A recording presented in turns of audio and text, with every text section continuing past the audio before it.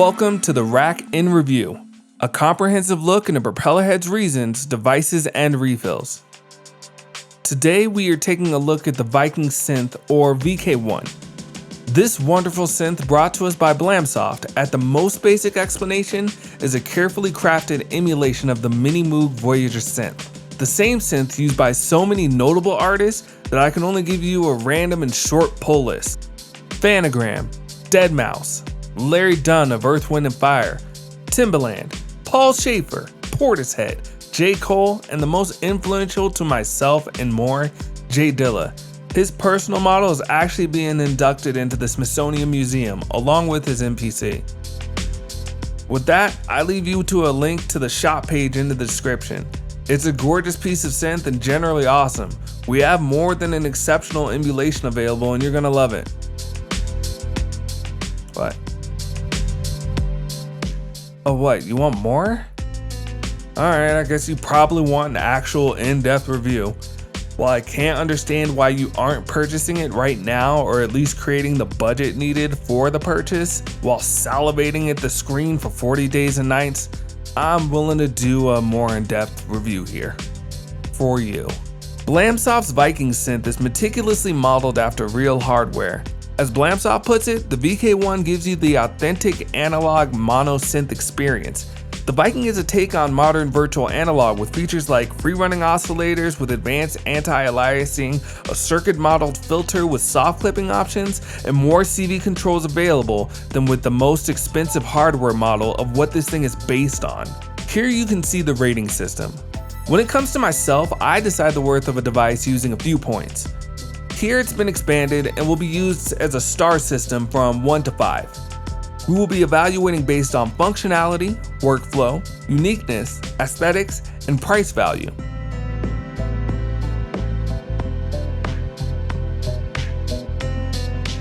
Like the mini Moog Voyager, the Viking or VK-1 is a mono synth that has 6 individual sound sources. 5 of these being 3 voltage controlled oscillators with switchable waveforms and frequency shifters, with wide and fine modes, a noise generator with classic white and pink noise options, and an external input. All of these pass to a mixer with independent level controls. The mixed output of said sources are then passed through a voltage controlled filter and an amplifier, each of which has its own ADSR, or attack, decay, sustain, release, envelope generator. The voltage-controlled filter can itself be made to oscillate using the resonance knob, thus comprising of the Voyager's 6th sound source. Below the oscillators, you will find 4 additional switches directly coordinated to them. The 1 to 2 sync locks oscillator 2 to the frequency of oscillator 1. Additionally, the 3 to 1 switch hooks the output of the oscillator 3 to the frequency input of oscillator 1, causing a different effect that's controlled by the wave and frequency knobs. The 3rd switch turns the keyboard control of oscillator 3 off for use as a modulation source. Finally, the 3 frequency switch allows you to use the 3rd oscillator in low frequency mode. This can be used in conjunction with the previous switch to create a second LFO with all the controls of the 3rd oscillator. The device's left panel is comprised of a dedicated LFO and 2 modulation buses. The first modulation bus, labeled MW, is affected by the position of the mod wheel, while bus 2, labeled ON, is a constant.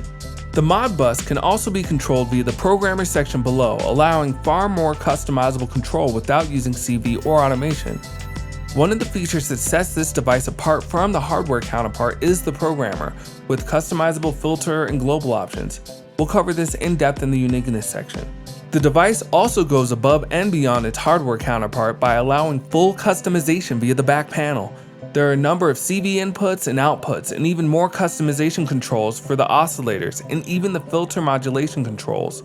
The LFO even sports an output via each of the available modulation types separately. When it comes to the features, it may even seem simple and straightforward, which they are, but digging beneath the surface and truly understanding, you realize it's been packed to the brim.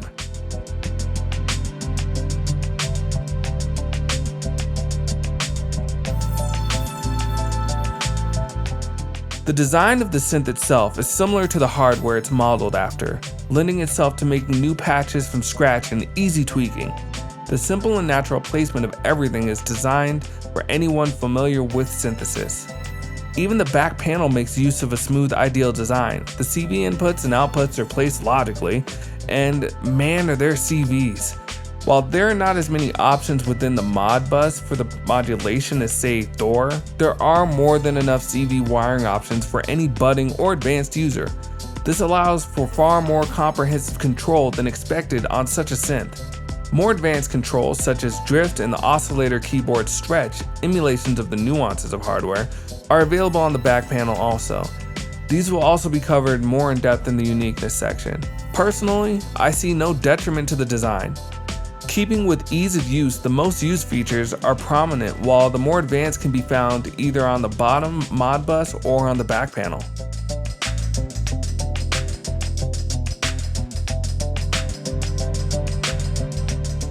A lot of what we will cover could have also been listed in features, but due to their exceptional nature, we should cover them more in depth here. First, the oscillators. The most unique thing about the hardware and the device we have here to emulate it are the oscillators. Like other synths, the device has knobs to select from triangle to saw to square to PWM, or pulse wave modulation, sweeping left to right. As Blamsoft explains, a triangle is useful as a mellow sound, a saw as a bright and buzzy sound, a square as a hollow digital sound, and the pulse width modulation as a thin grainy sound. But the special and unique thing here is that the knob is continuously variable, meaning the placement of the knob gives you a varying wave shapes in between the corresponding waveforms, something that is much more difficult to smoothly emulate in other devices. In fact, I can't do it with anything based in Reason. The sound you can get with the one oscillator set in between waveforms is only outdone when adding the other two in the mix. In order to simulate the inaccuracy and subtle nuances of hardware, the device also allows additional control on that back panel. The drift knob simulates the instability the oscillators have in their frequency. This knob allows you to either remove it altogether for more clean and precise sounds or increase the presence of said instability. The keyboard stretch adjusts the tuning of the keyboard notes per the three oscillators. This allows the mimicking of hardware synths, which eventually go out of tune. You can use the knob to tune each oscillator on the keyboard from 0.98 semitones low to 1.02 semitones high, giving characteristics of a well-worn hardware synth. Finally, there's the envelope modification switch on the back that in its downward position allows the envelope to behave like classic circuits with clicking sounds during fast attacks. All of these little adjustments allow you to choose how the device will sound in terms of vintage and accuracy when placed in the mix. The keyboard stretch alone, when adjusted correctly, can give that final amount of thickening like a little flour to a recipe. The filter here is a modeled transistor ladder filter with dual low-pass and high-pass low-pass modes. This alone would be unparalleled with the way it works with the spacing knob, allowing you to split the signal's dual filter between the stereo field. But the filter is also highly adjustable in the programmer. The filter can be configured to have different number of poles between 1 to 4 each, creating a steeper 6 decibel per octave slope, creating a sharper cutoff. There are also different Dsp algorithms available. Linear, which is the most common filter DSP and enables fast computation. Nonlinear uses circuit or analog modeling and requires more CPU than linear, but in return simulates transistor amplifiers which have nonlinear gain, or soft clipping.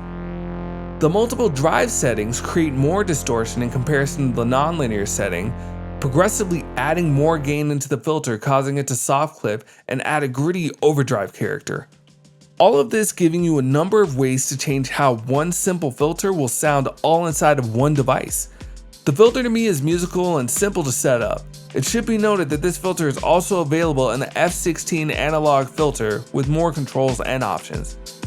To say the device has some special features ignores the care and consideration from the developer.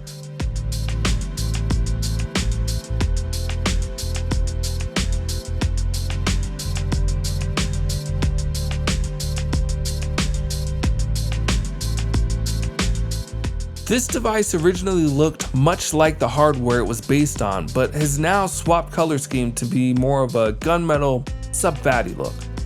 To me, I prefer the old colors, but I do appreciate the change of the switch design, as it was difficult to tell at all times whether or not set parameter was in the on or off position. The look is simple and straightforward on the front panel, leading itself to easy readability. There are not a whole lot of flash or flare, but that part is unnecessary.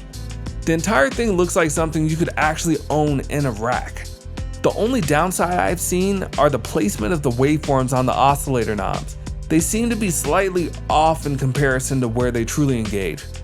With that said, I could give this whole thing a half star, but that would be a personal push to get back the old design.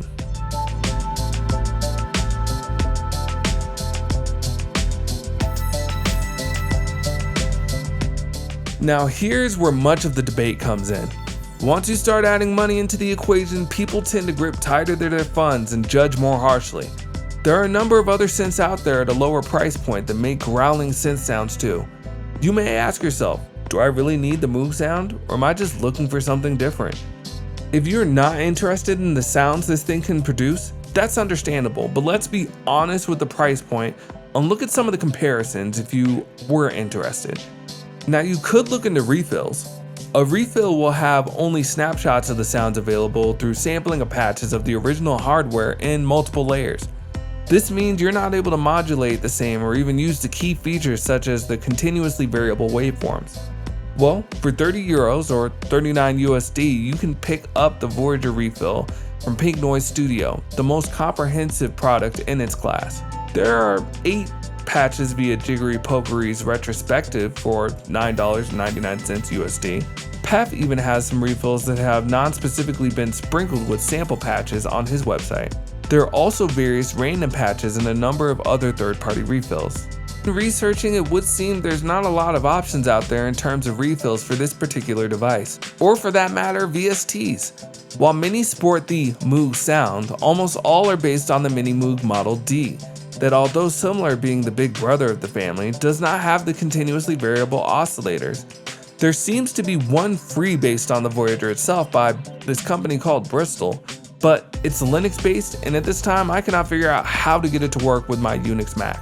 There is a VST via Moog, but it simply controls the parameters of the hardware of a Moog Voyager from your computer. I guess if you really want that authentic mini Moog sound and you want another option besides the Viking, you could pick up the real thing.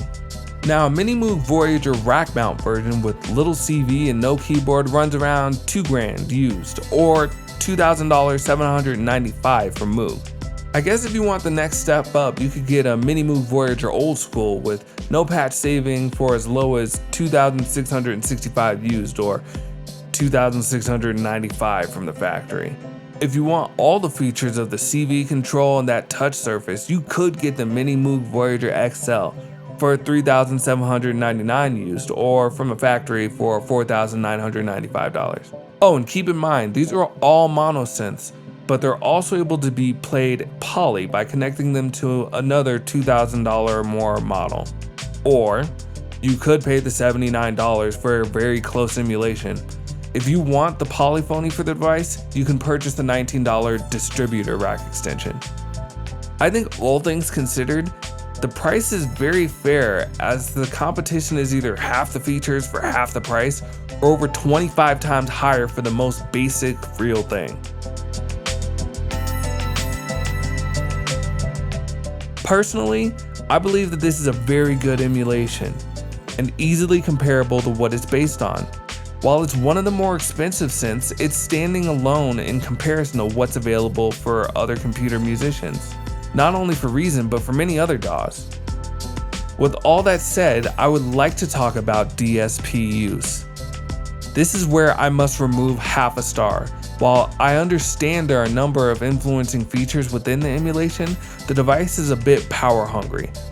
No more so than some other devices, but enough for it to be addressed. On my MacBook Pro late 2008 duo core, a single instance causes 1 DSP bar use easily. Seeing as that setup is the benchmark for the lowest requirements, it's understandable that you must know when it's necessary to use the device when you are running on a minimum requirement computer. The idea of even running at poly mode using distributor is far-fetched, as you would leave yourself with little to no room for other instruments. Overall, the device gets 4.5 stars out of 5. I highly recommend trying it out and seeing if you would use it in your songs. If you would like to see the hardware it's based on in action, I suggest the Moog Sound Lab, which features artists in many genres performing with many Moog instruments, and most prominently the mini Moog Voyager itself. The links for this down in the description. Well, that's pretty much everything I got.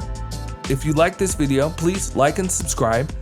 Go ahead and leave a comment down below if you have any questions or comments, and feel free to check back later. I'm going to be doing a lot more within this series. I own a number of rack extensions and want to really highlight the things I love and don't love so much. So, this has been Fretless Fingers with the Rack in Review. We'll see you guys later.